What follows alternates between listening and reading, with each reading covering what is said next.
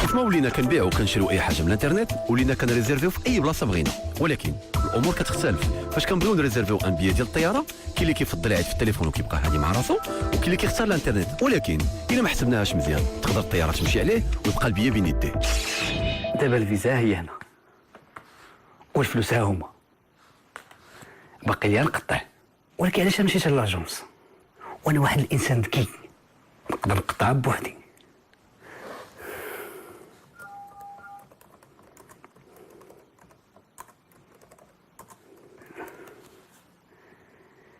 ايوا دابا نتسناو ما يصيفطوا لي البيي للدار.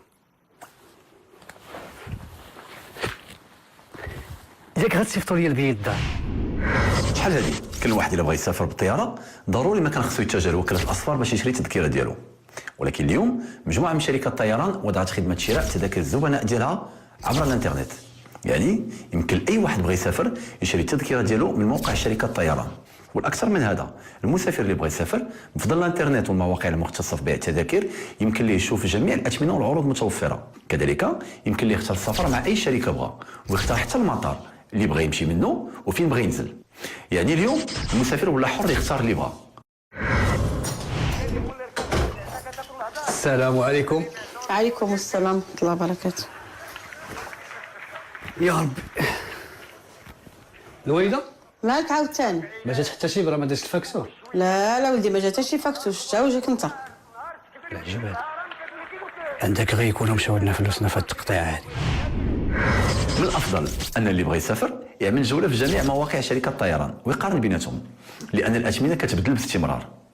انكم تحجزوا بكري ما كيعنيش انكم غتاخذوا التذكره بثمن رخيص، ولكن على الاقل كيضمن لكم مقعد في التاريخ اللي بغيتوا. ملي كتبداو البحث استعملوا لي كومباراتور دو فول او ما يسمى بمقارن للرحلات الجويه. هذا غيخليكم تعرفوا الثمن، خصائص الرحله، وإلا كان شي تكاليف اضافيه. كذلك اذا كنتوا كتعيشوا في مدينه ما فيهاش المطار، خذوا هذه القضيه بعين الاعتبار وديروا بحساب المصاريف الزائده. ومن بعد هذه الابحاث كلها غالبا غادي تكونوا كونتوا فكره على الاثمنه ديال شركات الطيران وشروط الرحله معها. هو ثمن الرحله كيشمل ضريبه المطار، تكاليف التشغيل، الضريبه على القيمه الاضافيه يعني لا تي في ا، وكذلك تاع الاثمنه. وما تنساوش تكتبوا عنوان البريد الالكتروني حيت فيه غيصيفطوا لكم تذكره السفر ديالكم.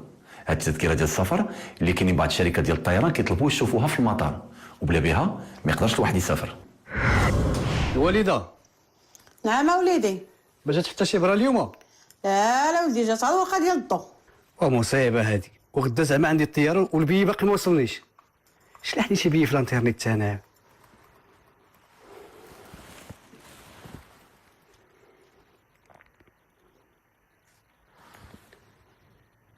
الو خويا حسن، بغيت نقول لك، ما انت عندك مع تقطع في الانترنت؟ انا قطعت واحد البي سيمانه هذه ما وصلنيش. الله يجازيك بخير. حتى نتوما قولوها في الاول، قول البي كيجي في الايميل ماشي في البوسطه.